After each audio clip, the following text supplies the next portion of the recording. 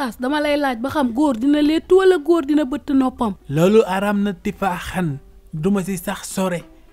góor day ndiru góor jigéen ndiru jigéen Sénégal gam kanam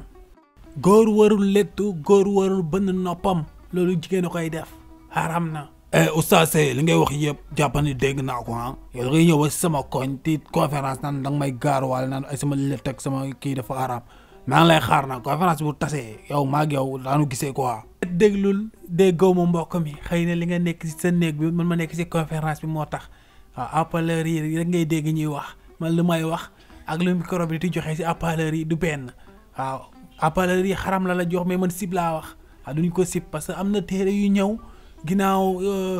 kii nu mu tuddati saxaaba boobu xaaral fii si kanam sama xel dina ñëwaat si saxaaba bi mu wax la nu mu ko bindee. waaye sibul laat man ma door samay los dag bëtt sama nopp tag sama jaaro xam nga di dox xam nga yow gënoo ma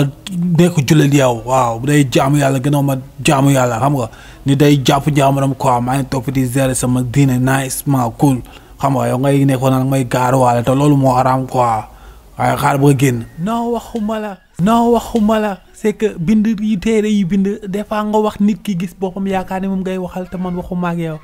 waaw araamul dañ ko sib waaw te bu la jàppee sax rafet si yow sib bi